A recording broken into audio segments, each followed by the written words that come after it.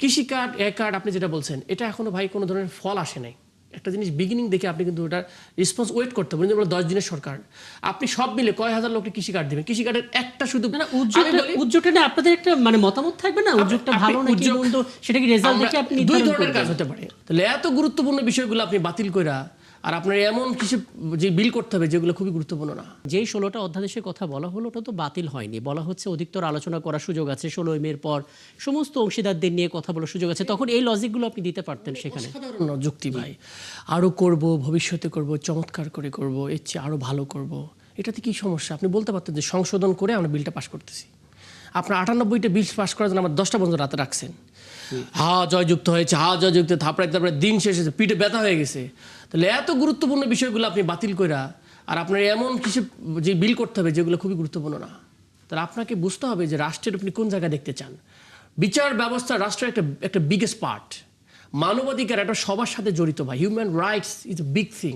আমি বুঝতেছি না, আপনি যেখানে কথা বলার আমাকে বলবেন যে আপনার কথা বলার ফ্রিডম স্পেস না, ধরে নিয়ে যাবে, গুম করে ফেলবে, শেখ হাসিনার সময় গুমতন্ত্র বানায় ফেলবে। আমাদের কি করবো আমরা? কোনো মানবাধিকার নাই তো মানুষ।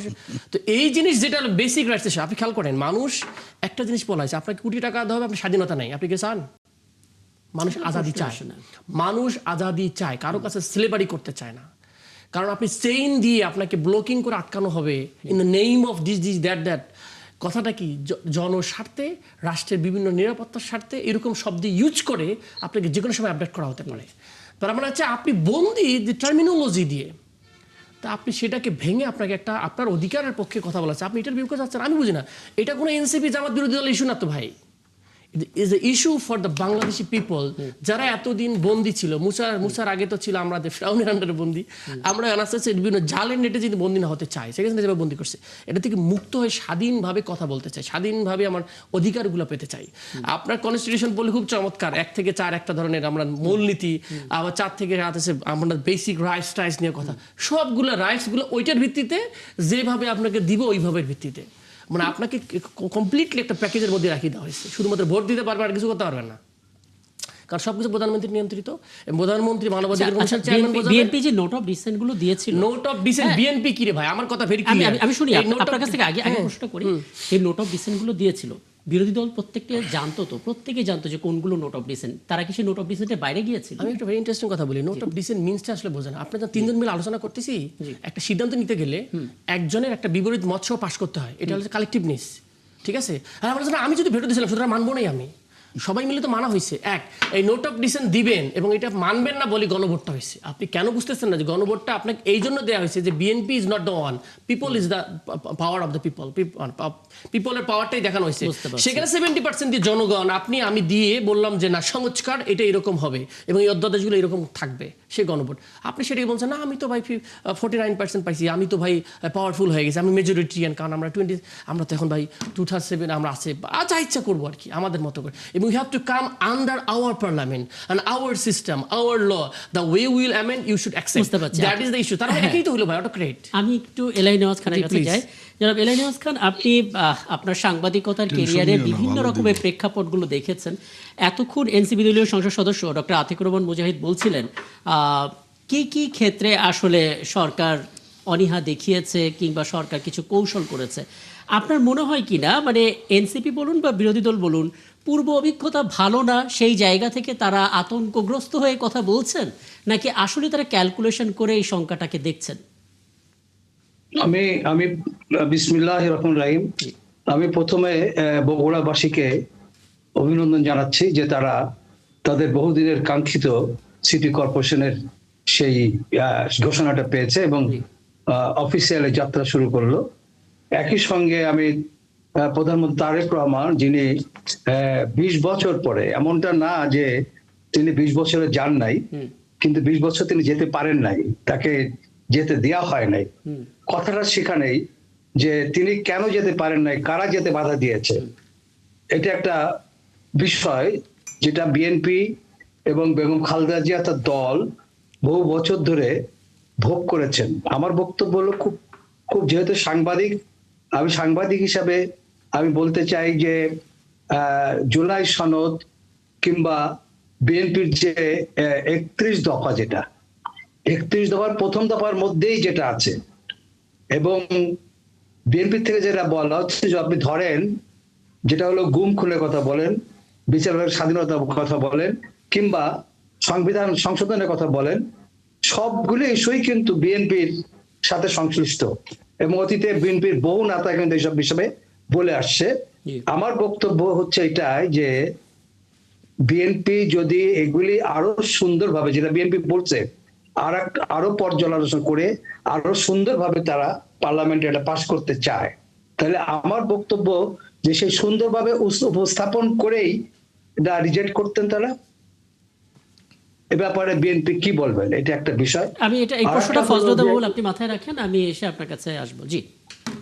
যে এটা হতে পারতো তাহলে, কারণ আমাদের পার্লামেন্ট অবশ্যই উভয়ের ক্ষেত্রে বিশ্বাসযোগ্য আস্থার জায়গা হতে হবে। এটা যেমন রুলিং পার্টি যেমন অপোজিশন উভয়ের একটা আস্থার স্থান হইতে হবে, পরস্পরকে বিশ্বাস করার জায়গা থাকতে হবে, একই সঙ্গে জনগণের আস্থা এই পার্লামেন্টের উপরে থাকতে হবে। এই কারণেই যে আমাদের 17 বছরের যে নিবর্তনমূলক শাসনের পরে এমন একটা পার্লামেন্ট আমরা পেয়েছি যেখানে আমাদের আইন প্রণেতারা আমাদের আকাঙ্ক্ষাকে তারা বাস্তবায়ন করবে। আমার কাছে আরেকটা বিষয় খুব গুরুত্বপূর্ণ মনে হলো জি। যে আজকে তারেক রহমান যেটা ওই বগুড়া সিটি কর্পোরেশন উদ্বোধন করতে যে বলেছেন যে আওয়ামী লীগ লুটপাট করে টাকা পাচার করে পালিয়ে গেছে। আমি কিন্তু গত প্রায় 2 মাস পার হয়ে যাচ্ছে কিন্তু পার্লামেন্ট এখনো পর্যন্ত কোন পক্ষ থেকে এমন ভাবে একটা শ্বেতপত্র দুর্নীতির উপরে কত টাকা পাচার হয়েছে একটা শ্বেতপত্র কিন্তু হওয়ার দরকার ছিল। এতদিনে হয়তো এটা প্রায় প্রস্তুত হওয়ার কথা ছিল, জাতির সামনে উপস্থিত হওয়ার কথা ছিল। দুইটা বিষয়, একটা হলো জুলাই সনদ বাস্তবায়নের ব্যাপারে জি। কনফিউশন গুলি রয়ে গেছে, এটা সমাধান হওয়া উচিত। আর একটা হচ্ছে আরেকটা হলো শ্বেতপত্র। শ্বেতপত্র। আচ্ছা, আমি এবং দুটো এ ব্যাপারে হ্যাঁ, এই দুটোর বিষয়ে উত্তরটা খুঁজে আসি। ফজলুদ্দিন বাবুল, আপনি শুনলেন প্রথমত এখন পর্যন্ত 2 মাস যেহেতু পার হয়ে গেল, কি পরিমাণ টাকা আসলে পাচার হলো সেটা সঠিক কোনো শ্বেতপত্র বা সঠিক কোনো পরিসংখ্যান আমরা পাইনি। মুখে বলছি আমরা 28 লক্ষ কোটি টাকা কোন খাতে কিভাবে গেল সেটা, এবং জুলাই সনদ ইস্যুতে আসলে এখনই কেন বিরোধী দলের সঙ্গে অনাস্থাটা তৈরি হলো? সরকার কি পারতো না আরেকটু গুছিয়ে আরেকটু সংশোধন বা কথাবার্তা বলে তারপর ওঠাতে? জি, ধন্যবাদ এলাহি নেওয়াজ খান ভাই। শুধু উনি সিনিয়র সাংবাদিকই না, উনি লেখক, কলামিস্ট, সিনিয়র ব্যক্তিত্ব। অফকোর্স ওনাকে শুভেচ্ছা, এবং উনি সঠিক কথাই বলেছেন। এখন বিষয় হচ্ছে যে আপনার বা শিক্ষা না স্বাস্থ্যকে আপনি গুরুত্ব দিবেন, বিষয়টা এরকম। তা আপনি একটা বাংলায় একটা কথা আছে, জীবন বাঁচানো ফরজ। আমরা দায়িত্ব নেওয়ার পর আপনি দেখেছেন রমজান গেল, সবাই বলে 2 মাসের সরকার, আর আমি বলি 1 মাসের সরকার। আর মানে আপনি শাব্দিক অর্থ বলেন, কিন্তু যদি আপনি আবিধানিক অর্থে চলে যান, আমার মনে হয়েছে 10 দিনেরও সরকার না। কারণ সরকার গঠন করবার পর আপনি দেখেছেন যে রোজা এসেছে, জাস্ট নির্বাচনের পরই 30 দিন আমরা রোজায় কাটালাম, এরপর সংসদে আসলাম, সেই আর কি লাস্ট দিন পর্যন্ত অধ্যাদেশ এগুলা এইটা নিয়ে আমরা দিন রাত কাজ করলাম।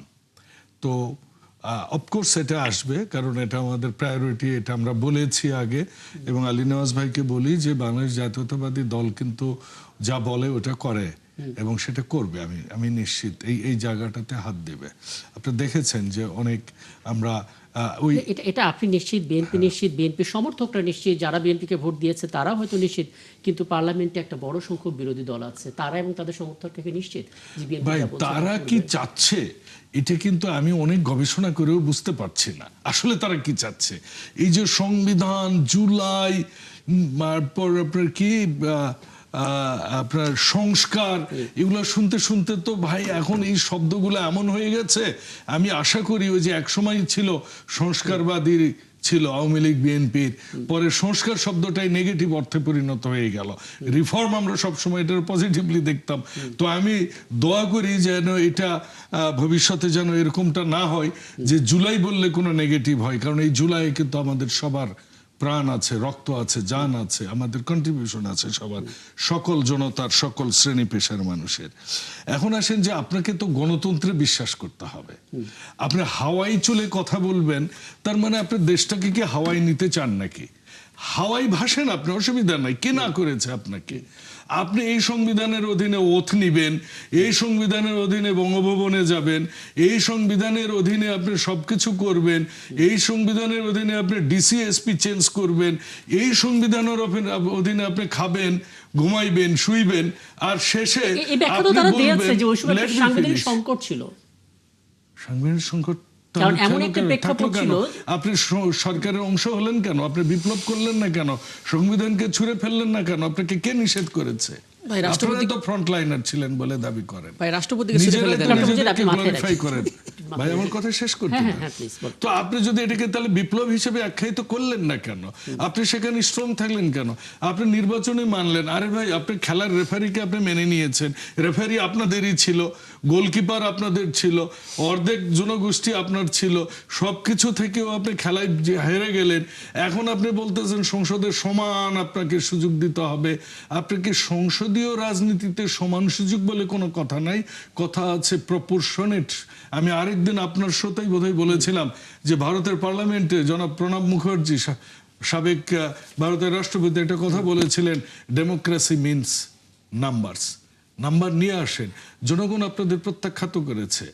আপনারা যেভাবে গুপ্তের সাথে যে মিশেছেন, আপনারা আপনাদের জায়গাটাই ফেরত আসেন, দেশের জন্য ফেরত আসেন, মানুষের জন্য ফেরত আসেন। এই মুহূর্তে বিরোধী দলের উচিত ছিল, বিরোধী দলের এই সময় উচিত ছিল আমাদেরকে পথ দেখানো, সাজেস্ট করা, যেটা ওনারা একটা শব্দ বলেছিলেন, ছায়া মন্ত্রণালয় উনি গঠন করেছেন। আমাদেরকে বলা উচিত ছিল অমুক দেশ থেকে আপনি তেল আনছেন কেন, আপনি অমুক জায়গায় তেল সস্তায় পাবেন, এখান থেকে নিয়ে সমাধানের আসেন। পথ বলে দেয়া বা ধারণা দেয়া, তাই তো? আপনার এই হামের এই অবস্থা হচ্ছে, আরে ভাই আপনারা তো পজিটিভ জিনিসকে একসেপ্ট করেন না রে ভাই। হাম আমরা হু থেকে কিনেছি, কতদিনের মধ্যে হামটা এসেছে, টোটাল লজিস্টিক্সে কতদিন একটা হামের টিকা উপজেলায় যে পড়েছে, আমি শিওর ওনার উপজেলাতেও আজকে হামের টিকা দেয়া হচ্ছে। কাজেই আপনি শুধু সমালোচনার জন্য সমালোচনা করবেন, মাঠ গরম করার জন্য কথা বলবেন, আপনি জুলাই সনদ আপনি স্বাক্ষর করবেন তাও শেষের দিনে, আর আপনি বলবেন আপনি জুলাইয়ের পুরোধা, জুলাইয়ের আপনি আন্দোলনের এখানে লোক। কিন্তু তাদের একটা বক্তব্য আছে, বিরোধী দলের বক্তব্যটা স্পষ্ট, যেটা গেল কয়েকদিন ধরে তাদের কাছ থেকে প্রশ্ন করে আসলে আমরা জানতে পাচ্ছি। তারা বলছে যেই বৈশ্বিক সংকট আছে, সেই সংকট যে সরকার সৃষ্টি করেনি এটা বিরোধী দলও মানে, কিন্তু বিরোধী দলের একটা শঙ্কা যেভাবে চলছে সেভাবে চললে সরকার হয়তো ফ্যাসিবাদে রূপান্তরিত হয়ে যাবে, যেটা আসলে পূর্বে দেখেছে। এই শঙ্কার কথা তারা বলছে। ওনাদের শঙ্কাকে আমরা স্বাগত জানাই। ওনাদের শঙ্কা আমাদেরকে সজাগ হওয়ার জন্য সহযোগিতা করবে। কিন্তু ওনারা যদি মব সৃষ্টি করে ওনারা গণতন্ত্র প্রতিষ্ঠা করতে চান, বল প্রয়োগ করে যদি গণতন্ত্রের পথ দেখাতে চান, সেটা কিন্তু সাধারণ জনগণ বোঝে। আর বোঝের জন্যই 12ই ফেব্রুয়ারিতে সাধারণ জনগণ কিন্তু রায় দিয়ে দিয়েছে। আজকে ওনারা জুলাই সনদ বলতে যে অজ্ঞান হয়ে যান, আমার প্রশ্নটা হচ্ছে জুলাই সনদ যখন তৈরি হয় এবং জুলাই সনদের এমন একটা ধারাতেও কিন্তু নাই যে সংবিধান সংস্কার ছাড়া এগুলা করা যাবে। বিএনপি ওই পথেই হাঁটছে, জনগণের পথেই হাঁটছে, সাধারণ মানুষের পথেই হাঁটছে। ওনারা কিন্তু আমাদেরকে ধন্যবাদ দেন না যে আমরা ওই স্পিকারের উপরে লেখা আছে বিসমিল্লাহির রহমানির রহিম, আমরা ওখানে লিখেছি লা ইলাহা ইল্লাল্লাহু মুহাম্মাদুর রাসূলুল্লাহ। আমরা কিন্তু লিখেছি সংসদে ঢোকার সময় আমরা কিন্তু বলি, আমাদের চোখে পড়ে সর্বশক্তিমান আল্লাহর প্রতি আস্থা ও বিশ্বাস। আপনি কি একটা কথা ওনাদের শুনেছেন? আমরা এতগুলো কৃষককে কৃষি কার্ড দেওয়া শুরু করেছি, আমরা এই 17-20 বছর যাবত যে খালগুলো খনন করা হয়নি, খনন করা শুরু করেছে। আমরা এমন অনেকগুলো বৈশ্বিক point, চ্যালেঞ্জের মধ্যেও আমরা হ্যাঁ। কৃষকদের কৃষি কার্ড দিচ্ছি। আপনি শেষ করেছেন। আমরা বজলুর বাবু, শেষ 10,000 করেছেন। টাকা পর্যন্ত অনেকগুলো ঋণ পয়েন্ট করছি। বলেছেন। ওনারা এটারে কংগ্রাচুলেট করে না আমি কেন? একটু ডক্টর আতিকুর রহমান মুজাহিদ আপনার কাছে তিনটা বিষয় একটু ছোট করে বলবেন, কারণ আমি সংরক্ষিত নারী আসন ইস্যুতে যাব। প্রথম কথা হচ্ছে যেটা আমরা প্রায় প্রশ্নটা করি কিন্তু কনভিন্সিং কোনো অ্যান্সার পাই না, যে রাষ্ট্রপতি যদি আসলে অবৈধ হয়ে থাকে, রাষ্ট্রপতি যদি এই জায়গাটাতে থাকার প্রয়োজনই না থাকে, তাহলে সে রাষ্ট্রপতির কাছে শপথ নিয়ে 2 জন জুলাই যোদ্ধা কেন উপদেষ্টা হলেন? এটা নিয়ে একটা বড় প্রশ্ন। দ্বিতীয় বিষয় হচ্ছে এখন পর্যন্ত সরকারের কোনো উদ্যোগকে আসলে বিরোধী দল স্বাগত জানায়নি। খাল কাটার কথাটা আমরা জামাতে আমির স্ট্যাটাস দিয়েছিলেন ফেসবুকে, তিনি স্বাগত জানিয়েছিলেন, কিন্তু ফ্যামিলি কার্ড, কৃষি কার্ড, এই সমস্ত বিষয়গুলো নিয়ে নেতিবাচক কিছু মন্তব্য এসেছে বিরোধী দলের পক্ষ। Very interesting. দেখেন, প্রথম কথা হচ্ছে যে রাষ্ট্রপতির ইস্যুটাতে আসে। রাষ্ট্রপতির যে সিচুয়েশন ছিল ওই সময় আমরা যখন বললাম যে রাষ্ট্রপতি থাকবে না, সাংবিধানিক সংকট হবে, কে বলেছিল ভাই? সালাউদ্দিন সাহেব বলেছিল। রাষ্ট্রপতি স্পষ্টভাবে কালের কণ্ঠে সাক্ষাৎকার দিয়েছে যে আমাকে আশ্বস্ত করা হয়েছে আপনি থাকেন। দুইজনের নামে বলেছেন উনি, প্রাইম মিনিস্টারের নামে বলেছেন রানিং, সালাউদ্দিন সাহেব বলেছেন, 3 বাহিনীর প্রধানও বলেছেন। সো ভেরি ক্লিয়ার কারা সরাইতে দেয় নাই। তো এখন তো আর সাংবিধানিক সংকটের কোনো সমস্যা নেই। আছে বাংলাদেশে এখন সাংবিধানিক সংকট আছে, গণতান্ত্রিক সরকার আছে, নির্বাচিত সরকার আছে। এখন কি দরকার তার? আনসারটা করতে বলবেন। এখন কি দরকার, রাখতে হবে কেন, তাকে এটা বুঝাইতে হবে। 2 নম্বর প্রশ্ন আপনার কি ছিল?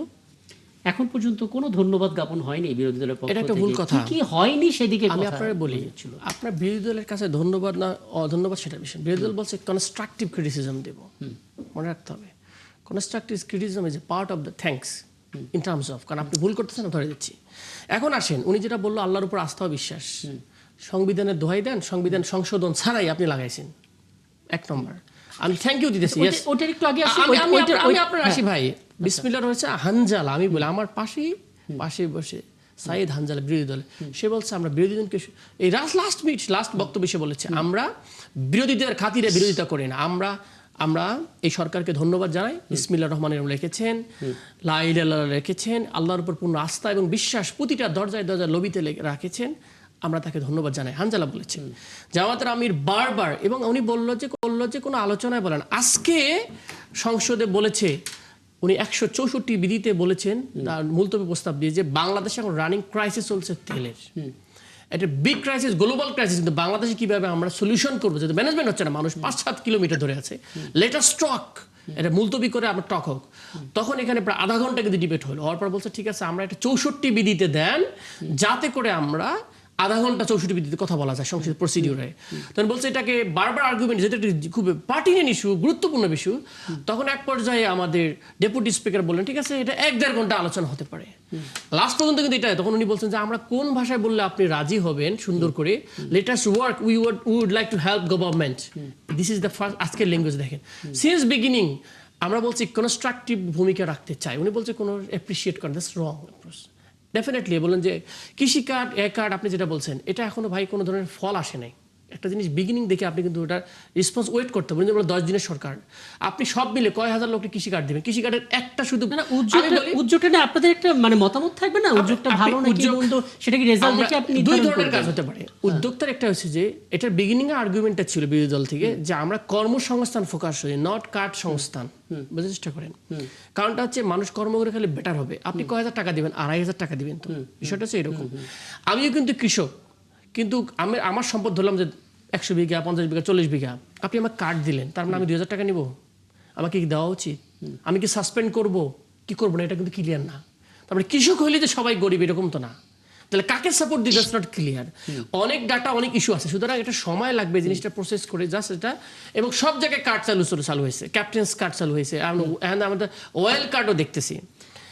এই জন্য এই কার্ডের যে মানদণ্ড করতেছে, এটা অ্যাড করে দেন, তাহলে আমি আলোচনাটা ক্লোজ করতে পারি। লাস্ট করি, আমি জাস্ট রেসপন্স করি ভাই। ভাইয়ের একটা ডেফিনেশনের ব্যাপারে আমার চরমভাবে বিরোধিতা আছে। উনি বলেন ডেমোক্রেসি মিন্স নাম্বার। এখানে ওই যে আমি ডিফাইন করি না, আপনি বলছেন না, যা ডিফারেন্স করেন, উনি ওনার in favour of his argument he brings a statement. আমি এটাকে একটু ডিসএগ্রি করে বলি যে ডেমোক্রেসি মিন্স নাম্বার না।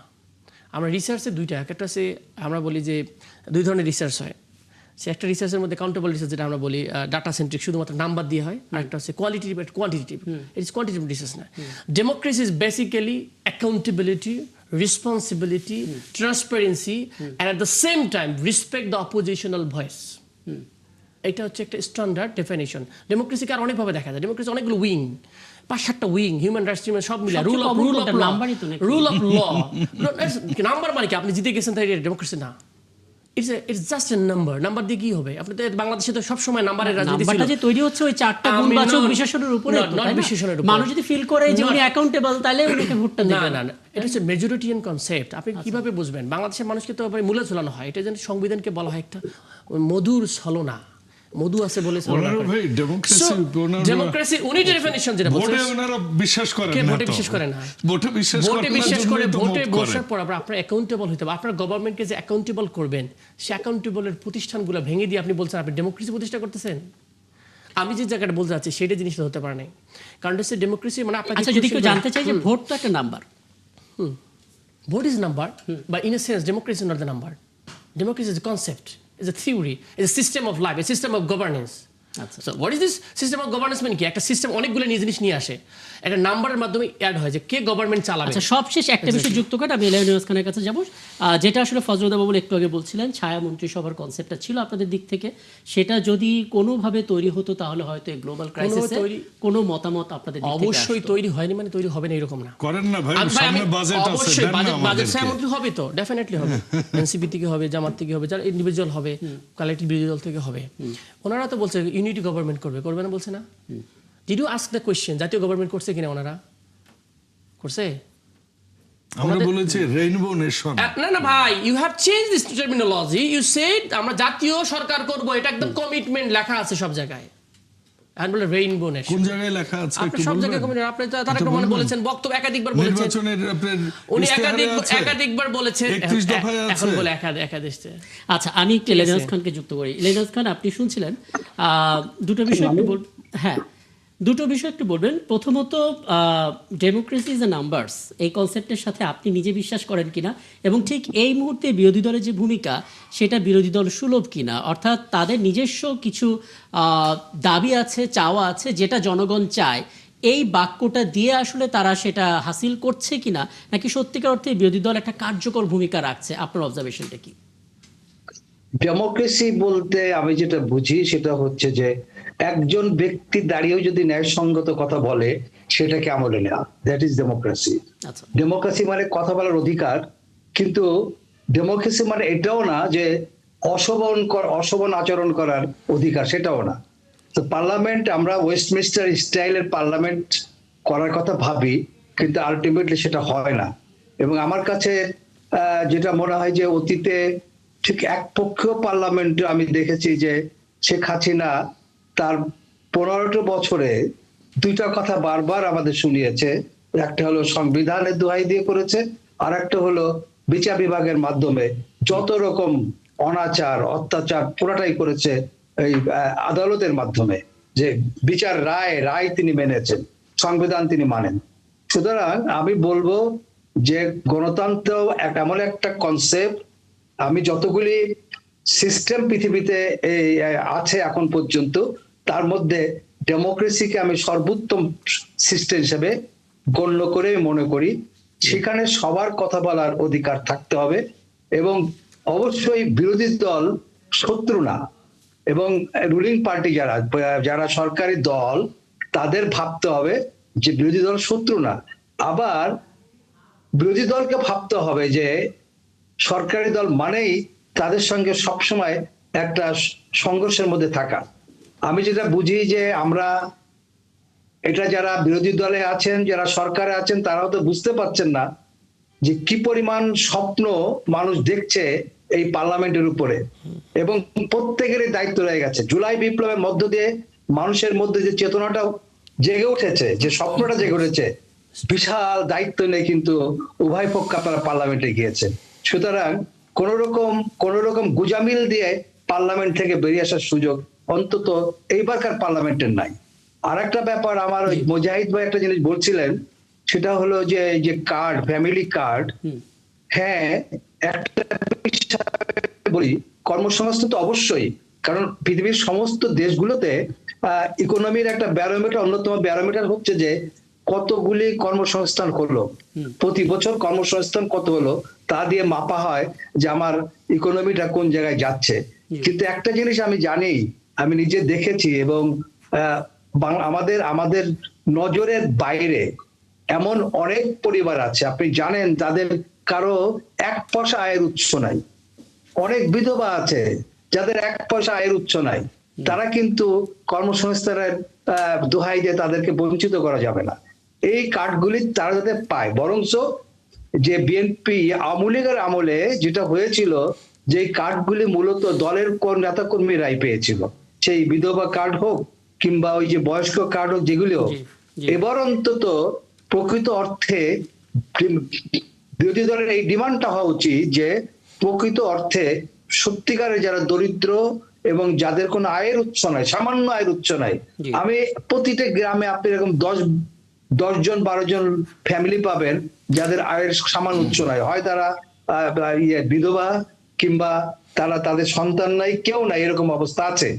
সুতরাং আমি মনে করি যে বিরোধী দলের এই ক্ষেত্রে প্রত্যেকটা রুলিং পার্টির প্রত্যেকটা কাজের ক্ষেত্রে তাদের তীব্র নজর রাখা এবং পজিটিভ ভাবে চমৎকার দেখা। চমৎকার। আসলে এটাই আসলে মূল বিষয়। এটাই আসলে মানে সাধারণ জনগণও চাই যে বিরোধী দল আসলে কখনো কখনো সরকারি দল যখন কোনো দিক থেকে মনোযোগ হারিয়ে যায় তখন বিরোধী দল যেন তাদের কণ্ঠস্বর হয়ে উঠুক।